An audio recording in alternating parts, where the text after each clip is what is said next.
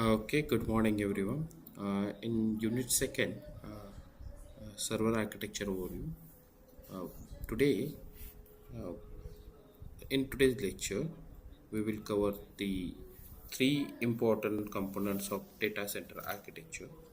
The first, we will discuss the storage layer, where we understand the role, components, and how server connect to the storage system inside the data centers.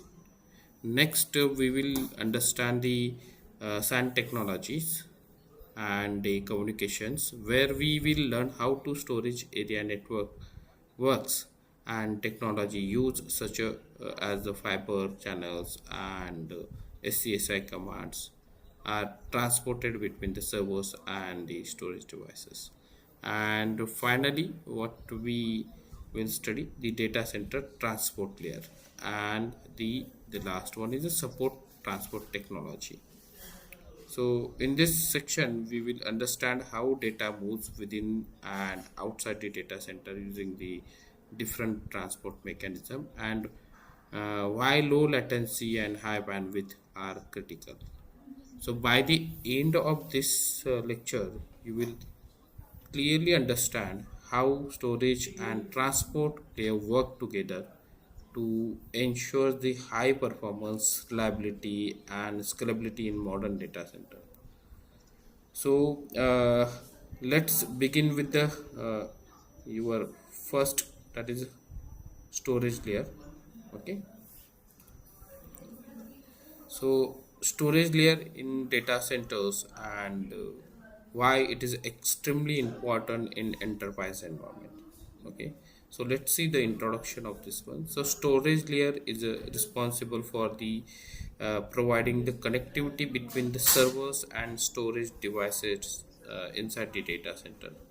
So in simple terms, it ensures that the server can access data storage in centralized storage system quickly, reliably, and securely. So unlike the normal Ethernet network that carries user and application traffic, the storage layer is we can say the dedicated network that built specially for the storage communications. Okay, uh, there are different components for the, we can say, the storage layer. So storage layer mainly consists of the fiber channel switches and fiber channel routers. So these devices create a special network known as a SAN, or we can say the storage area networks. So a SAN is what we can say is a high speed network, and that can connect servers to shared storage devices. So it it is a design especially for the block level data access and high performance workload. Okay, uh, that the so storage layer connects the several important components like the database servers, disk array, tape subsystem. So let's understand what is that, how the store and what is that the things. So data servers are required fast and consistent disk access because they handle the large volume of transactions and queries. Disk array, we can say these are the centralized storage system that contains the multiple hard drives, or you can say the SSD. So they provide the high capacity redundancy like RAID, and uh, it provides the better performance. Okay, and tape subsystem, what we can say, these are used mainly for the backup and long term archiving. Even though they are slower than the disk storage, they are cost effective for the storing the large amount of historical data. So we use the tape subsystems in nowadays also. So what is the role of fiber channel technology in modern data centers? So in modern data centers, SAN environments commonly use the fiber channel technology. So fiber channel technology is preferred because it provides the high performance, low latency, high reliability, and dedicated storage traffic. So it is especially uh, we can say the optimized for the storage communication. Okay, and here we also we use the for the transporting the SCSI commands. So server communicate with the storage devices using the SCSI commands. So SCSI stands for the small computer system interface. And the three basic commands that we generally use, that is a read data, write data, manage storage operations. Okay, so fiber channels transport this SCSI command across the SAN devices. So the process works like this: like a server send a SCSI read write request, and then fiber channels network carries that request to the disk array, and then disk array process it, and then it response is sent back to the server. So all this happen extremely fast and very low delay. Okay, so why we can say why the storage layers is important. So storage layer ensures that a high speed data process, or you can say the data access also, and it's centralized storage management system.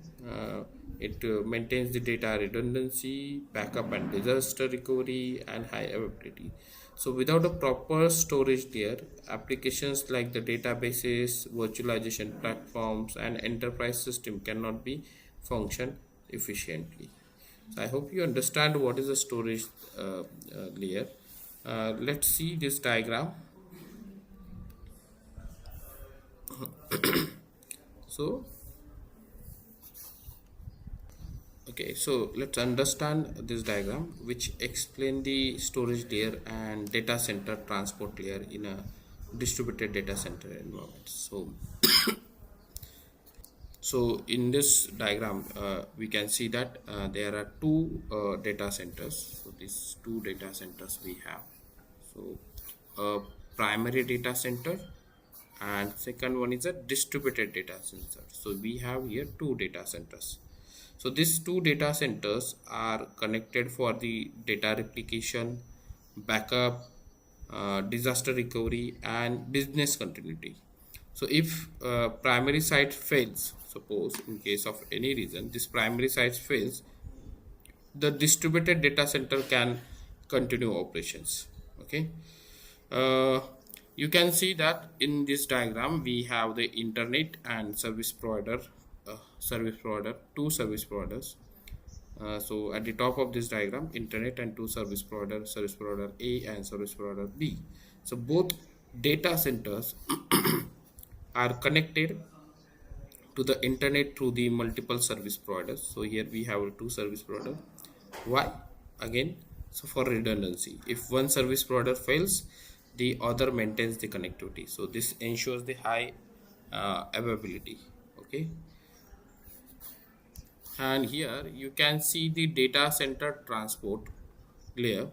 So in the middle, this data center transport layer we have. So we have the DWDM and CWDM. So DWDM stands for the dense wavelength division multiplexing, and CWDM stands for the uh, coarse wavelength division multiplexing. Okay, so this technology allows the multiple data signals to traverse over the single fiber optic cable using the different wavelengths. This generally enables the high bandwidth, long distance communication and real time replication between the data centers.